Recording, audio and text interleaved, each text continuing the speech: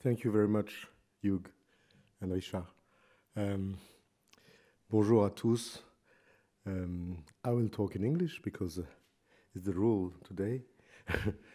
Yes, I'm very, very happy that this event could happen in this venue because we have talked last year. I couldn't attend to the Montreal Symposium, and I was sure that it should have been interesting to share what's happening in Paris rather quickly, even if things are now in changing. I will explain that during my presentation. Before that, I will include a presentation of RATP because some of you don't know perhaps really what RATP is. And I will introduce also two other speakers who will speak today in the end of the day and tomorrow. So my title was say that when you are working on design of objects, design of signs, design of spaces, there is always a thinking before. So a strategy or a brief. So you know perhaps the example of the Guimard entrances. I will show that why they existed. It's the same with the maps. Nothing is free. Nothing is, it's not only about art, it's really about use and how it must be efficient for the people. So let's begin by a quick glance to the RATP. So the company operates here in the Île-de-France region. Île-de-France is the name of the Greater Paris region. And for those who want to know, France of Île-de-France is not the France of France. Let's talk about that another place, but it's very strange for us. So we operate, this is the central network. On one side, the metro and RER and trams, and the other side, so the bus and trams, so surface and underground. It's a very dense multimodal network inside Paris. It's not so dense in the outskirts. And in the outskirts, you have on the left the representation of the whole rail network shared with SNCF. And on the right, you have a focus on the 4 lines which are constructed by the SGP, Société du Grand Paris, which will be opened between, we hope, 2023 and 2035. So it will double the length of the Paris Metro in the coming 20 years. And if you go to the suburbs, even in some places in Paris, you will see huge works now, because there will be next year 10 tunnel boring machines at the same time in the Paris region, 10. So it's I would say, a Chinese-style building. But it was necessary for the global network to be out of Paris and to allow people to go from the eastern suburb to the northern suburb, not to go, cross always Châtelet-Léal. So our company operates 14 metro lines and 2 shuttles, 300 bus lines, 2 area lines shared with SNCF, and 7 tram lines, and also the Montmartre cable car. So this is very important for our identity. We love this cable car. It's also a design and architectural object, if you want. If you go to see it, it was renewed 20 years ago by Roger Talon and François Delogier, and it's still very correct in the city, and it gives a value to the place. We serve more than 10 million people per day, and we are 44,000 here. But we are not alone. So we are the main company in the central zone. SNCF operates all the heavy rail lines from Paris to the suburbs, and we share the RER with them. And Optil is the gathering of the almost 100 private bus companies which are operating the networks in the external zone of Paris. Some lines arrive also in Paris. And we are managed by Île-de-France Mobilité, our PTA, the Public Transport Authority, which had another name before. It was STIF. And this name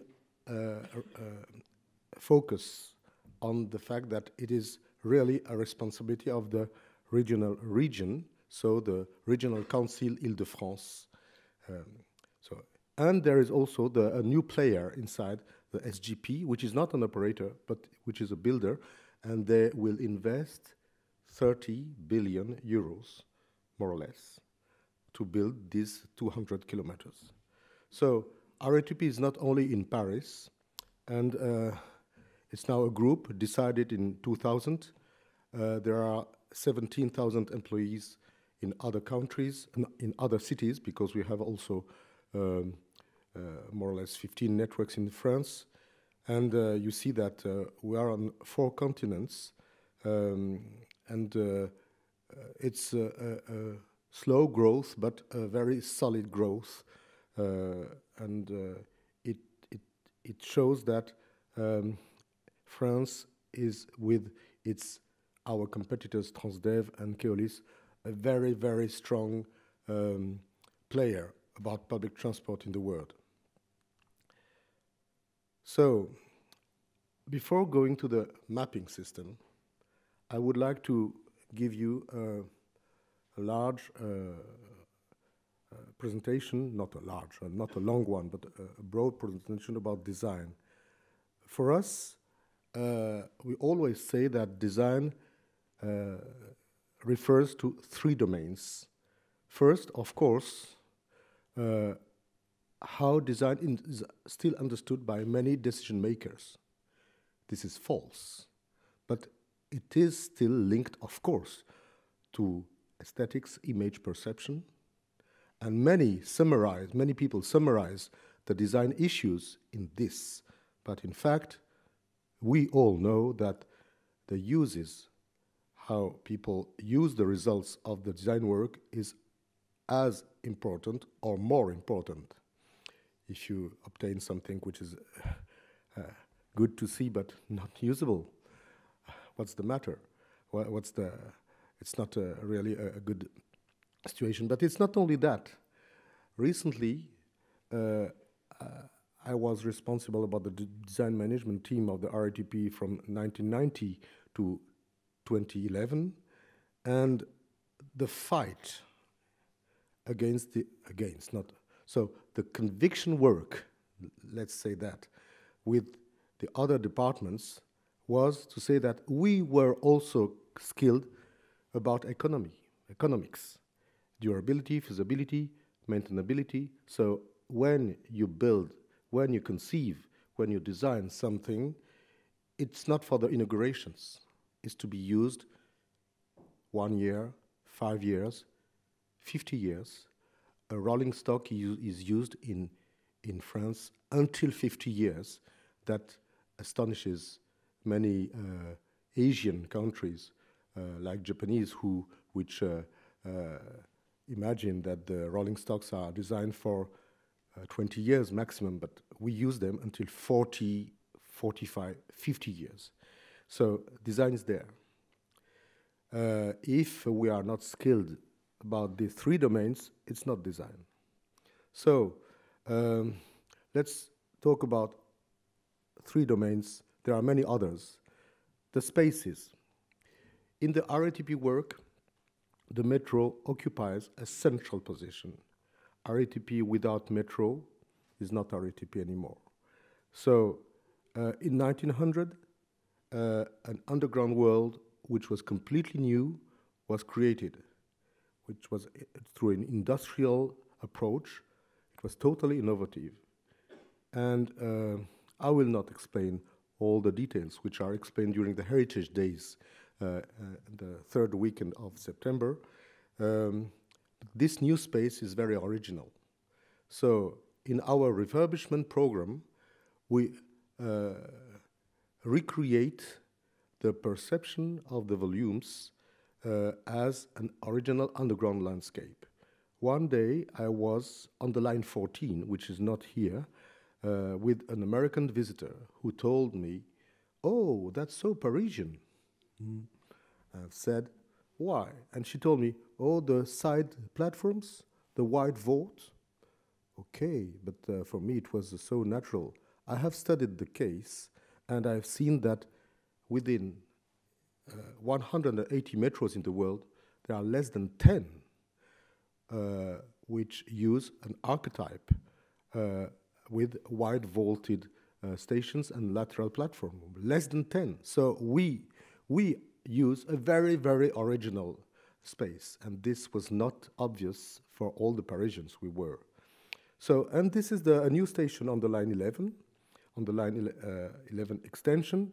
What will change in the future is that the platform screen doors will cut, and some people say break, the global perception of the space. You can see that on the line 1, or line 4, where the platform screen doors are added on the old stations, and it's difficult to take a photo because you can't,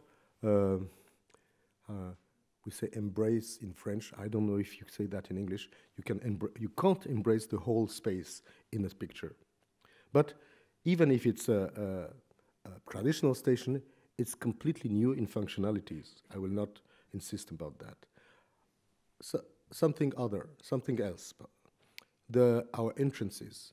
So these Guimard entrances were really original in 1900. The story is interesting. I could speak about that during 1 hour, but I will use 1 minute. It was an order coming from the Compagnie du Métro Parisien chairman, Mr. Adrien Bénard. He was responsible of the company, which has been created 2 years before. And at that time, in 1899,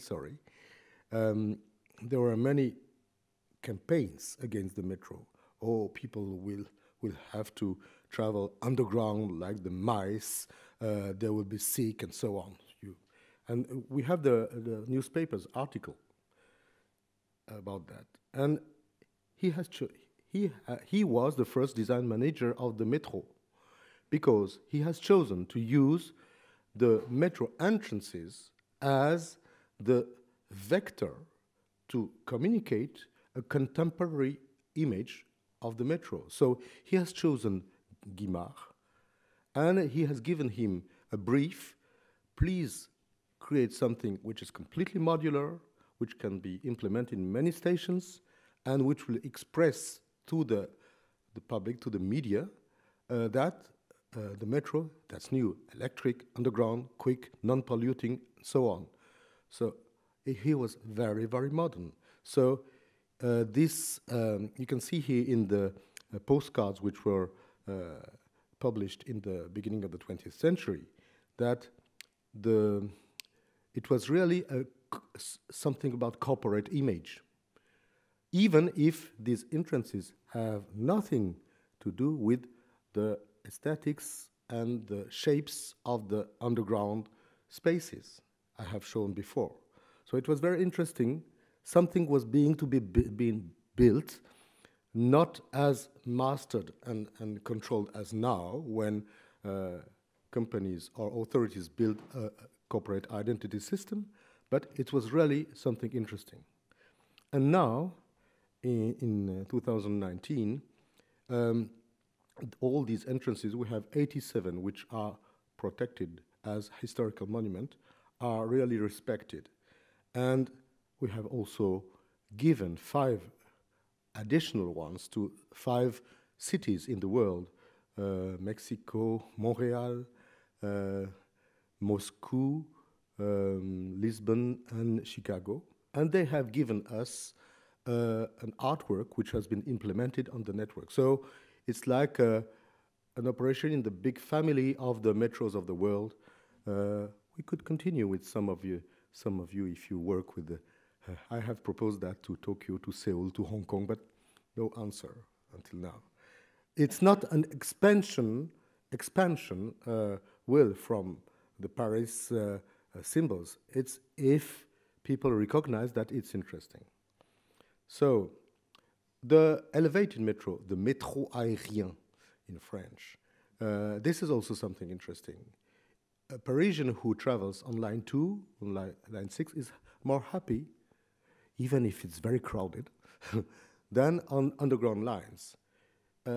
These stations give a very, very strong identity to the metro.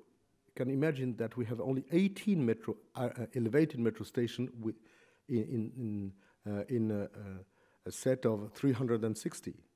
So with 18 stations, we create a very strong image. So, and why? Because in the beginning of the 20th century, Paris landscape was already there. So the city of Paris the city council wanted to integrate correctly this structure in the space, and not to add a railway in living space, like it was done in the 19th century with the elevated in New York, for example. And we can consider now that with all the careful details which have been kept in the integrated in the architecture, we have something very interesting still now, even if it's not protected by the historical monument. I will finish. And this old metro, elevated metro, has inspired Marc Mimram, the famous architect, which has won an architectural competition for the extension of Line 11. And because he was inspired by the heritage, his work has been considered as very interesting by the local authorities, which were all against the elevated metro before. And now they accept it. Of course, there was not only that, there was a co-decision process with Île-de-France Mobilité and the local authorities, but you can see that there is a Darwinian evolution of the metro. So the last example I want to tell you, to show you all the works about in which design is involved, is the trams. We have new vehicles, so many trams coming from Alstom and its subsidiaries, and which are all customized for the Parisian context. But the main topic about trams is the public realm, which is completely renewed. Everywhere in Paris and the suburbs where the tram passes, the spaces from facade to facade is changed. So the greening with the grass, which was like a gift at the beginning, is considered as really a symbol of the changing of the city. So, and it helps many cities to gather many architectural programs around the tram lines, so that if you travel on some lines, you will see another Paris, a new Paris. On our side, we were responsible about all the information systems, all the graphics, I will show you later, and of course about the products. This was the result of a design competition which was won by Villemotte on the Paris T3 line. And this happens not only in Paris.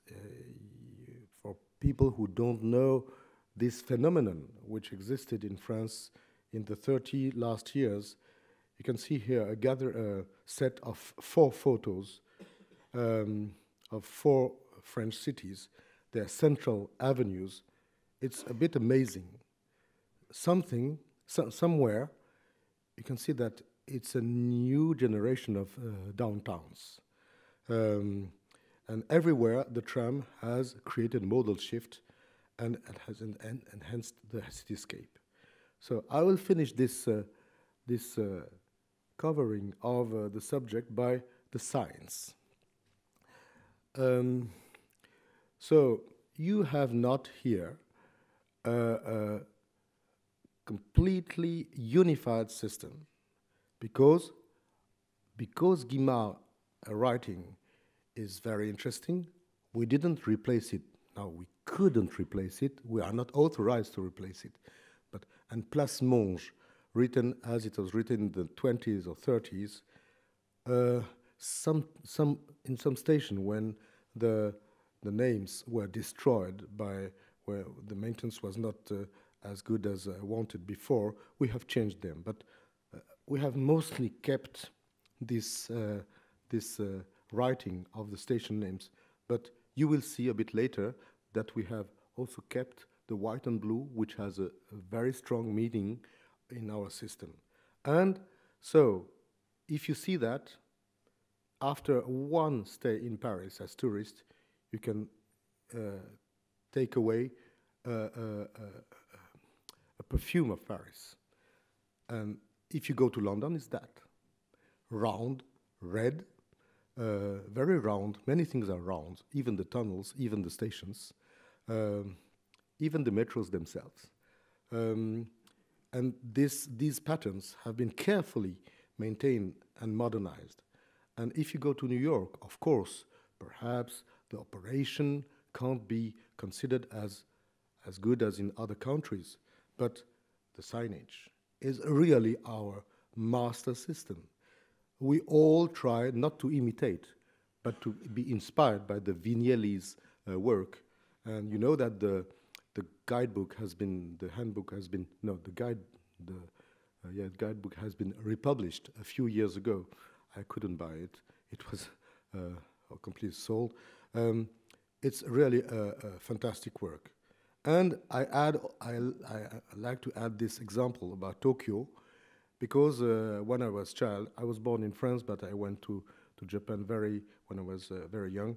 I had recognized that all the lines had a color. So it was so easy. A color on the train, a color on the map, and a color on the signage. So even 7 years old boy could understand that easily. Let's enter in our passenger information systems before going to the mapping, to the maps. So we all use service design tools, and so we build customer journey maps. This is a simplified one for the metro. At home, then at the entrance, then ticket halls, in the passageways, along the staircases, platforms, seeing the train arriving and traveling in the metro. So this is a very simplified one. We can't work with that. We can only present the logic of what is service design to people who don't know this discipline. In fact, when we create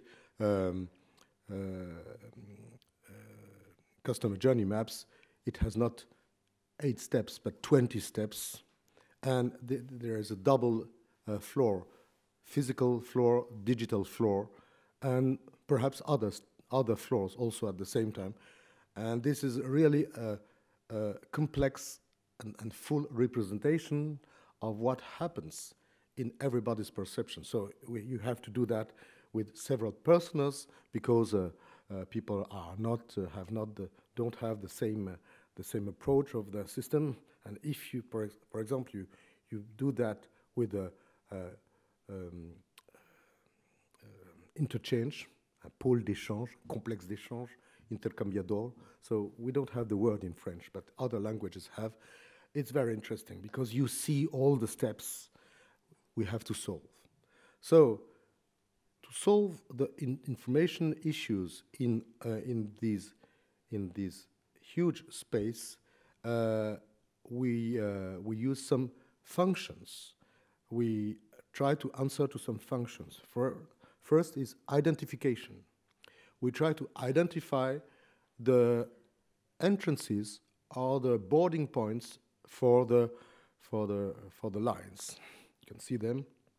They are not completely unified, and we know that we have to make them change with Île-de-France Mobilité, which will present that tomorrow, because there is an issue about creating a whole Île-de-France network.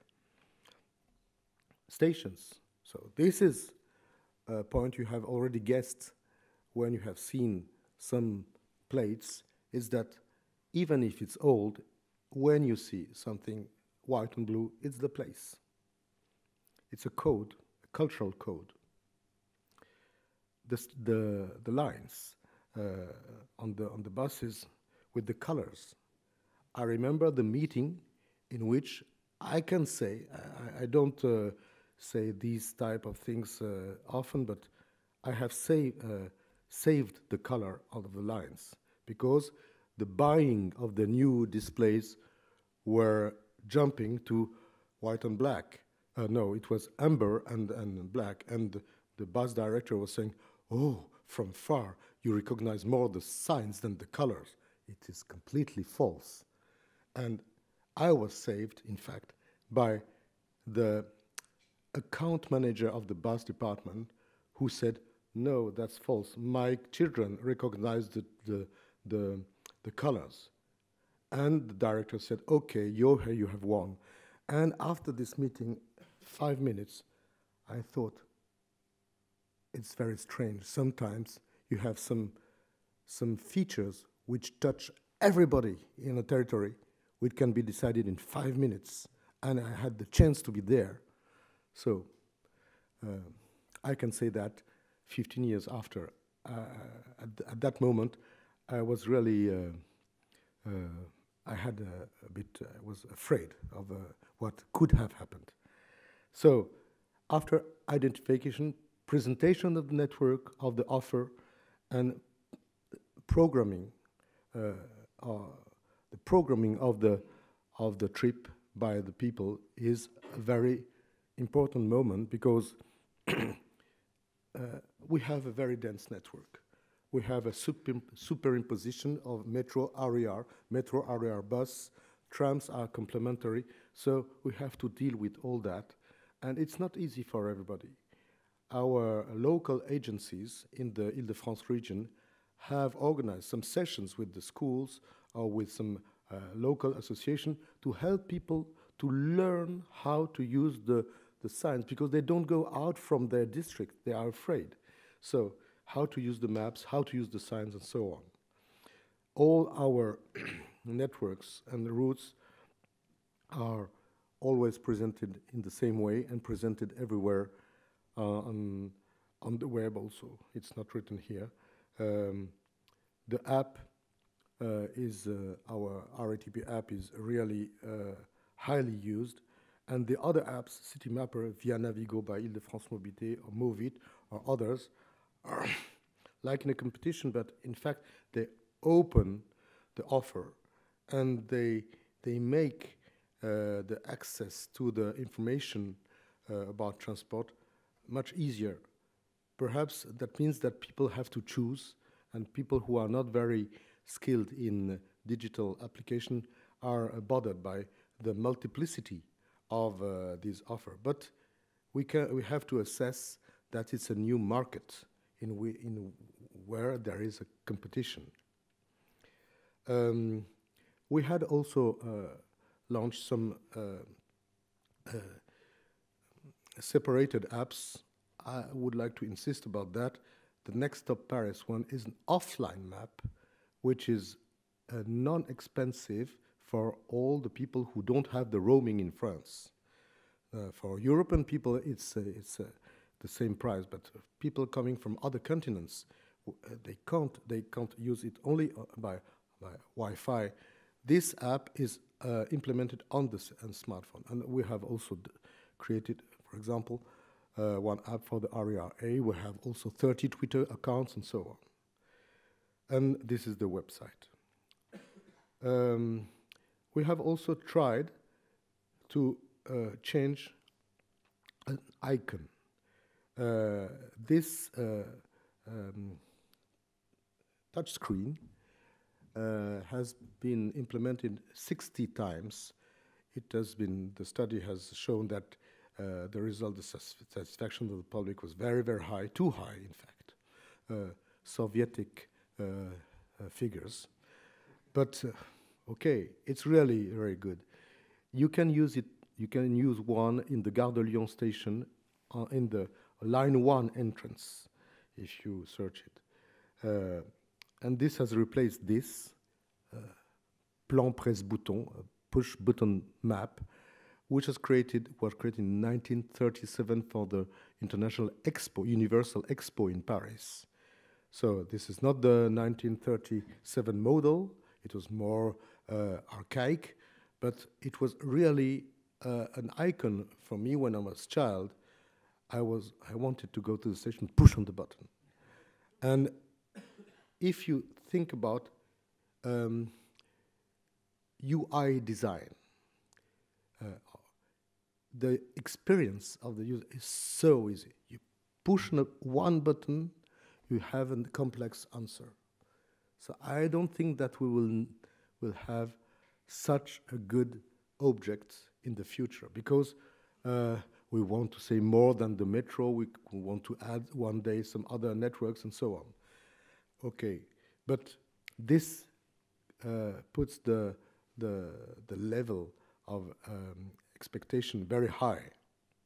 And I think that with the Zen way, I don't like the name, but we are international. The Zen way is a good beginning. So after having identified and programmed, we have to go execute the transport. So the wayfinding system is a very huge system.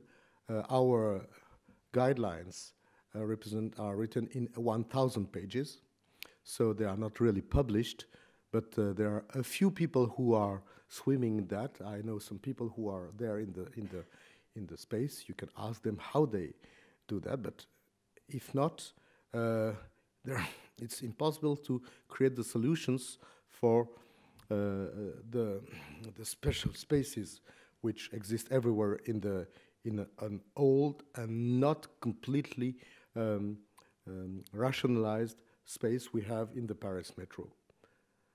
The same system exists also outside. The outdoor bus and tram signage is based on the same graphic elements. Of course, it's not as easy to follow as in underground, because underground, when you have a panel on the wall, you also follow the wall. You can't cross the wall. If it's outside, you can interpret that. There can be some misunderstanding. We know that. And in the wayfinding, again, I have also added this aspect. The blue means I want to go outside. So blue, outside. And there are some complicated metro which don't have that. The Japanese have the yellow. I think in Korea there is a black and yellow. But for example, in Bilbao, everything is orange. So to distinguish the way out signage, in the whole signage, you have to decrypt, decipher the panels. Here it's more instinctive. And we have also added the gray level for the barrier-free pathways when it is not the same pathway as the normal ones. And during the execution of the transport, we have to adjust ourselves to the operation. 25 years ago, before being responsible of the design management team, I was responsible during 2 or 3 years about the passenger information design team. And we had made a study at that time, it was in 1990, and we have seen that people were not wanting, they were not very, the need for real-time information on the metro platforms was not high.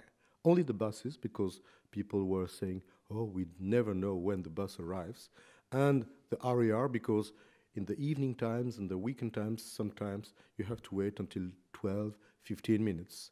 So people, to adjust their own behavior, they wanted that. The metro, which has a headway of 5 to 10 minutes, it was not considered as necessary. But when the digitalization began, we were not using this word, digitalization. We were saying, in French, NTIC, ICT. So the new medias arrived, and the real time arrived, and really the main moment when the change, when it, on the TV you had some wars in live, direct on many channels. So if you have some wars live on the TV, why don't we have the arrival of the metro for our lives? And so now the real time, like a dictator, is compulsory. You must know if the metro arrives in 2 or in 5 minutes. And if you don't have that, you are not comfortable. So we have changed. As urban city dwellers, we are not the same as 25 years ago. So all the stations are fitted with all these screens, and in the vehicles also we have all these screens. With a good presentation, you can see here bus stop. The same exists also in some. Sorry, yes, this is in the vehicles. This is on the in the tram. So the quality is growing, and it grows very quickly. That means also that for the design of the rolling stocks or design of the stations, you have several cycles to take in account. A train, even a bus, which lasts 15 years, should be perhaps refitted after a half-life. So that changes many details of the bus designs. Of course, in all our companies, we need the staff to be there, very present, very proactive. We work on how our staff will be better tomorrow than yesterday. We are not the champion of the welcoming in France. You know that. You go in some shops and you buy a baguette, you buy some... That's France. But in fact, you know also that if you know well France, even if people are... they are considering you. They are not ignoring you. So there is a real challenge for us to transform our staff in the best welcoming people for all the tourists, because we have more than 25 million tourists per year. And one of the aspects, I will finish about information, I will now dive in the maps. The last information, I should give you some sounds, but all our sound information is made out by our staff. In this room, there was, in 2015, I think, or 2014, the second competition of the selection of the voices. So there were, in 2015, more than 500 people coming from all over all the company. You can see here, bus rolling stock department, stations department, communication department, and we have selected them for their voices in French, in English, in Spanish, in German, in Italian, also in Chinese and in Japanese. And all the public announcements are recorded by them, mastered by a sound design agency. So when you hear Cours Saint-Émilion,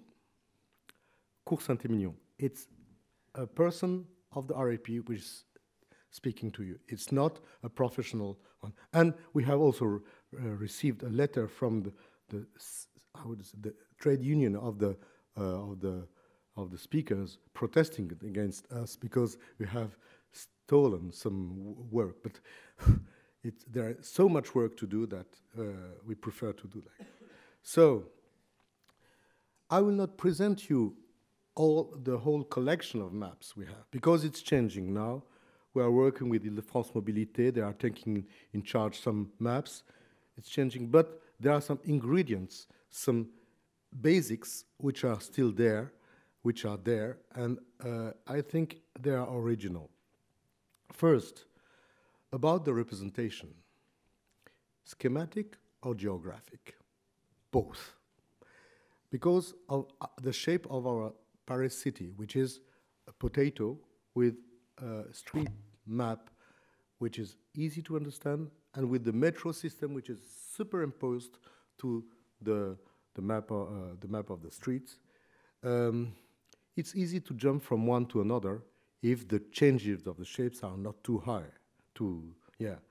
So this is the presentation of the 2017 maps of the metro. But it comes from the history, because you can see here, 1967, 1989, the carte orange, okay? Hugh told me it was the best one, okay? Because for me now, it begins to be difficult. But everybody had that. Everybody had that with the carte orange, so the Navigo, and everybody was doing that in the metro before. But now, the brief of the maps, if you want to put not only Paris, the close outskirts, so the trams, the RER, and the SNCF lines, it becomes to be really complicated. And so this Darwinian evolution through the recent history gives us like a challenge to be as good as before. Because before, it was really interesting. This type of map has existed until the end of the 60s. The editor, which was called Tarid, which publishes, I don't know if it still exists, but it was publishing Paris par arrondissement. So a booklet, you have Paris presented by arrondissement first, second. So, and you had always a bus map at the end, a metro map at the end. And the big size of the map, they were asked to publish the metro map. And you can see here, sorry, because the definition is not the best, but it's a normal Paris map, in fact. So graphically, it should be studied because for the use, it was really interesting. Now, if you add all the lines we have, if you add the SNCF, the tram, and the RER, with this level of detail, I think it's not possible, because it was also a true map. Now, we know that we have to change the shape of the central to make the central less dense, to make easier the writings. So, but this has had, before us, put the level very high. And the dialogue between the geographic, I would say this will of geographic, of something, truth, you were saying truth, and schematic, is always existing in our minds. Roger Talon, when he accompanied the birth of the RER, had made a tremendous job with his team, Henri-Pierre Jeudi, and he was helped by Vignelli, and creating the shape of the aerial line, which was not with bulbs around the line, but with points in larger lines. So, and creating some elements of vocabulary which could become more, let's say, universal. So, like for example, this white bean with black perimeter, which is now one of the most used symbols to say transfer station all over the world. So, so this is about representation. About the presence of the territory, I have shown you the importance of blue. I will show you that again in a chart.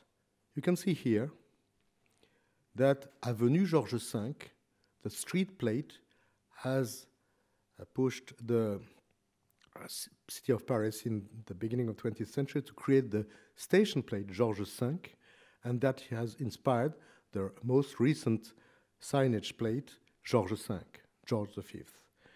And when you see that, you can understand that when you have a blue rectangle, it means you are at or you go to. So it creates something, it enhances one of the names among all the names written on a map or on a chart. And this creates also a code for our way out signage, which you can find in the, and you go out. Okay? So when you have white and dark blue, it's the city. So this is very, very important for the system. And we have discussed with our SNCF colleagues, and their system, because they are European Railway, it's a dark blue. So it's not with the same rules, but it's complementary. If there were in red, no, there are no red signage. But even in black or in gray, it would create a cultural problem. With different blues, we are compatible. So we use, you know that, the codes are, we are working on that with the Île-de-France Mobilité to make an evolution of that, because we have to integrate all the new lines, all the new modes, but it is still now the system which is working. And the rule is always the same. The same signs are used on all our displays. For example, the color, line 1 is yellow, yellow and yellow. Line 87 is dark purple, dark purple, dark purple. And we have the biggest network in the world, which still uses, the biggest bus network in the world, which still uses the colors to make the line recognition. That pushes us also to deliver some bus maps which can seem complicated for some cultures. We always say a Londoner can't understand a Paris map, a Parisian can't understand a London map. Mark, you will comment that, please. Because they don't belong to the same logical. But it's interesting. That means that in transit mapping, you have several ways to do that. And you have you have to respect local culture. About the typeface. For the maps, we use not the first Parisine. Jean-François Porchez has developed the Parisine bold and bold italic to write the panels. But in fact, after one use, we saw that it was not correct for the maps. So he developed other ones, Parisine, Parisine clair, Parisine sombre, and so other are used on the maps. He has also developed one for our displays, Parisine Girouette. Girouette is the French name to say girouette. You don't know what is a girouette if you are not French. Girouette is something which is on a roof and which follow the winds, you know. This is a girouette. And why it is called girouette? Because before, the drivers were rolling that and were adapting it to the good direction. So it was called girouette. It also means that if somebody is a girouette, he always changes his mind. But we are rather happy to have a Parisine girouette typeface. It's funny. And you have also Parisine office, which is not there. But all my presentation was made in Parisine office. It's not the Parisine signage or the Parisine mapping one. It's another one adapted for desktop publishing, for edition, and so on. So we have a whole collection of typefaces which helps us to say that there is only one RATP. I will show you the last ingredient of the maps I wanted to show you. 15 years ago, we began to see that the maps elements would be used in a dynamic way. The smartphones were arriving, and here you will see. Sorry, the picture is not very good, but it is the displays which are on the platforms. It's an experimental one on RER A in Gare de Lyon. You can go on Gare de Lyon here, line A, the RER, you will see that. So, level of satisfaction, 99%. So, but the positioning of the screens are a bit criticized, and people, it makes some attroupement. How do you say that? Oh? What's happening? People gather, are waiting in front of the screen, so we have to be more clever in the strategy of positioning that. But it's really interesting that we use the same code, visual code, as in the maps to do that. And this is the new app in beta test. Tomorrow, if you go directly from here to Airport Charles de Gaulle, you will follow that. Here you enter,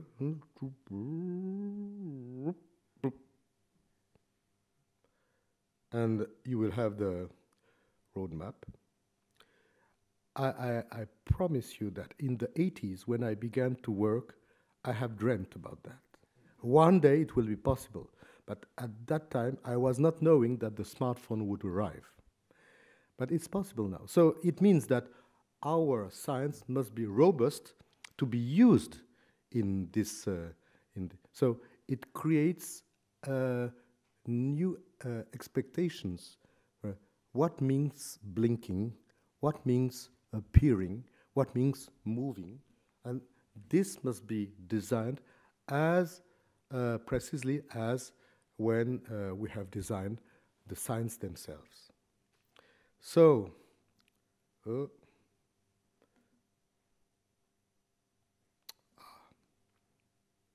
PowerPoint problem. So, I will conclude by focusing on some issues we should all treat. We are all urban navigators.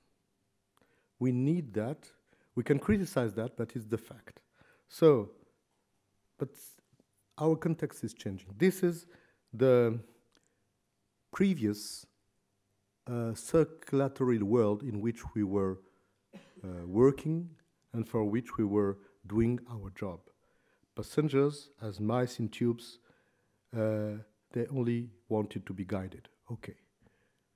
So this is Charing Cross. It can be, the picture is beautiful.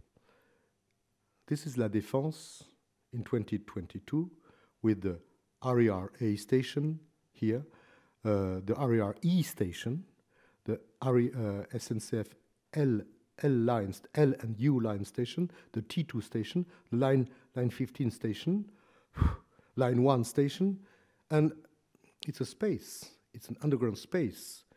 And you all know that it pushes us to think about not about guidance, but also orientation. In the metro, a bit in the bus system, it's not necessary to be clever. You have to follow the signs you have chosen. M1 La Défense. Okay, M1 La Défense, M1 La Défense. But if you are in a space where you don't have these limits, which are the walls, we have a space, suddenly it's not the same system. So is it compulsory for us to create a local mapping to help people to understand the place they are before walking inside the space or not? This can be a debate. So there is this book, it's in French, Urban Mangroves, from an architect who gathered all the maps of the underground places of Singapore, Montreal, and Paris. You can find it on the web, and it's all the bookshops, architecture bookshops, but the conclusions are not very clear. It's only a gathering of pictures, but the pictures, you see them, you consider, oh yes, our citizens are living in that. They are using that. I would have liked to see this book also about Tokyo, about Seoul, about Hong Kong. Perhaps it could be done like a study like that, a light one by the RATP. I see Laetitia Delzen, who will speak tomorrow. I will present the two speakers I was announcing at the end. She is responsible for the Design and Culture Commission. A gathering of information like that would be certainly interesting to make all the people understand what are the issues about the future. And I often say, what are the future pain points? What are the pain points of tomorrow for our customers? Because we always offer new solutions, and then what will happen?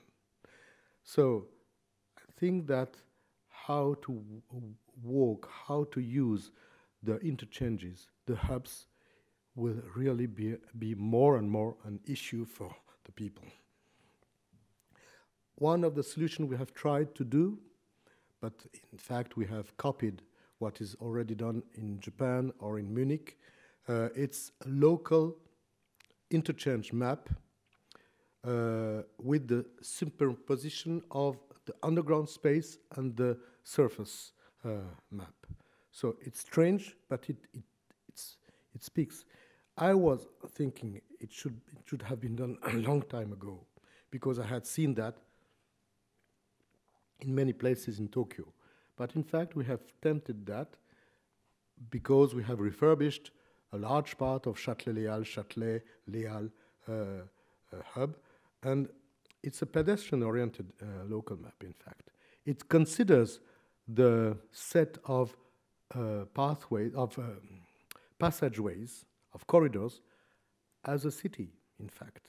So we have created a district name, Seine, Rivoli, Forum, and we try to make people understand the space where they are. Of course, the details are here, for example, it's almost impossible to understand because there are several levels, but it gives a beginning of understanding of that. The reality is that, okay? So the first concern is about the 3D dimension, the 3D issue in the mapping, how to include that. And the second issue is about the real time, because we always, we want to trust all the channels we have, signage, the smartphone, the announcement, the screens, the maps. their coherence is normally full in a normal situation. But do you think there are always normal situations in a network like Paris? No. You know that in Paris, in the 355 days, you have 200 days with demonstrations, 200 days with the bus network disrupted. My colleague from the bus department is crying. Yeah. I think it's more than 2,000 now. And so how to create a full coherence of that, an intimate coherence, creating information system in 4D, not in 3D only, in 4D with the time. Oh, you have to do a third symposium for that. Because even if you have implemented correctly the screens in the spaces, because to put the screens, we have moved the panels. The project manager of the screens, we have implemented 3,000 screens, wanted to add the screens where it was necessary.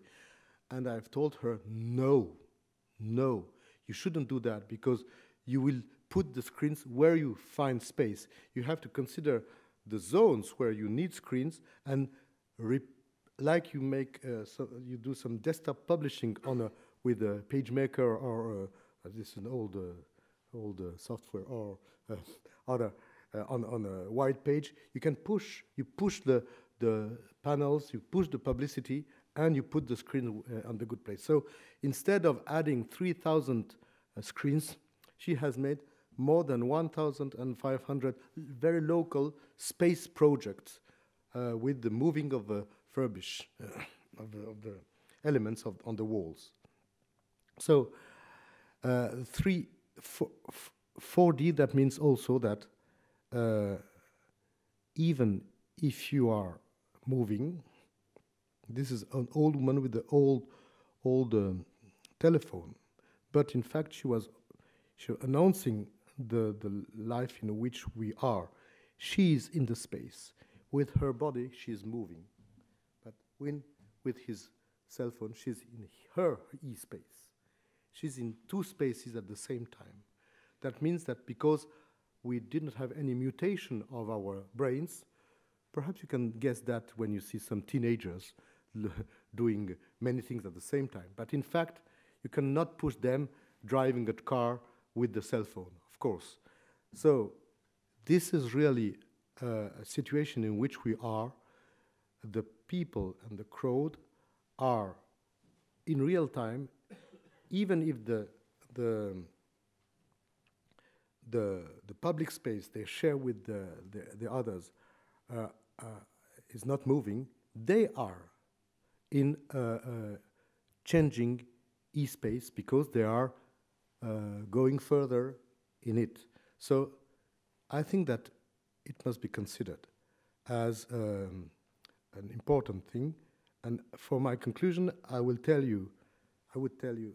to tell you that, okay, you have seen several examples, many examples about Paris. So through a transport logo, a city can be recognized. Through spaces, it can be recognized, but also through an information system. So, and there is an issue now, because people are traveling more, doing some city breaks in Europe, going from one country to another country, and after 2 or 3 stays, they want to be as comfortable in a city as if they were living there. Perhaps we have to search some universal language, not to have everywhere the same signs. For example, I would criticize one of my colleagues who has told us in a symposium like that in Vienna, that was, I would say, 6 or 7 years ago, Mr. Krpata, who was responsible of accessibility issues in the Vienna metro system. He was saying, let's number all the lines. Okay, I've said so. Victoria Line would be the line 7 of London. Circle Line, the line 3. Would Londoners accept that? Of course not. So, adapted to each culture, this is we are in the diversity and the differences issue. It is good because it is different. But even if it's different, shouldn't we find some transversal rules to help people to be easy with the public transport when they arrive in another city? So, for me, yes, we should do that. So the three questions I had when I've gathered all these pictures for this presentation was how to allow easy navigation in 3D spaces. So, is living or moving maps in real time, is this, see, it is a 4D approach. Is this accurate? It is correct. And should we work on a universal language? Allowing media competitions, of course, because you have seen in Paris there are several apps, but we know we all work with Citymapper, Google, and so on. So there will not be one system. It will depend from city to city, but we should be responsible as transport operators, transport authority, globally to create something which is easy for everybody in our world. So this is the bar map for tonight, if you want. This is the conclusion of my presentation. Thank you.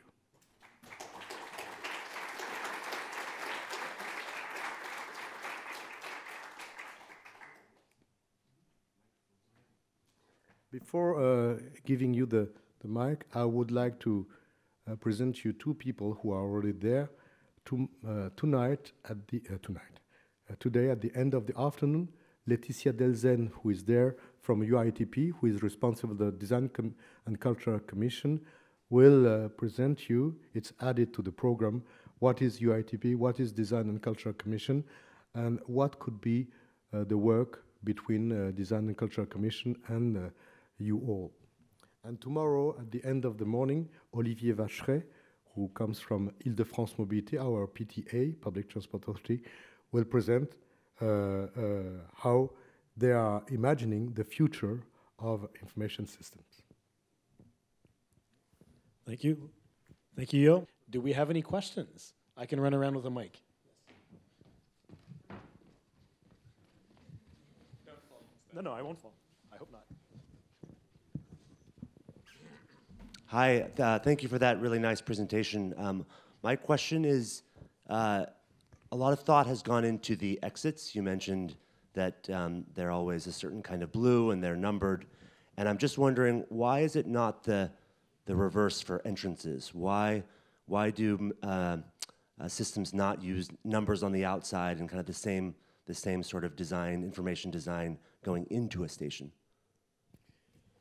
You are right. There are two questions in what you say. First, why are not the entrances all similar? Because if you go to London, you have always a roundel. But in fact, because of the success of Guimard, heritage approach, it's difficult to imagine here in Paris, which in a country which is very fan of heritage, to unify all that. We are not a bank. We are not a gasoline brand. So Total, Barclays Bank, no. So the diversity of these points is considered as carrying a value. So I'm sorry that it goes against the functionality. So there is a second question. Is it still possible to have something else? Yes, we will add in all our entrances a directory, but it is not a big one. A directory putting the number of the exit as a number of the entrance. So, entrée numéro 2 as sortie numéro 2, entrée numéro 3. So it will be added with the list of the lines, with the list of the facilities, the special facilities which are in the station. And there is a program to add that in all the entrances. But I don't think that we can go further and unify all the entrances.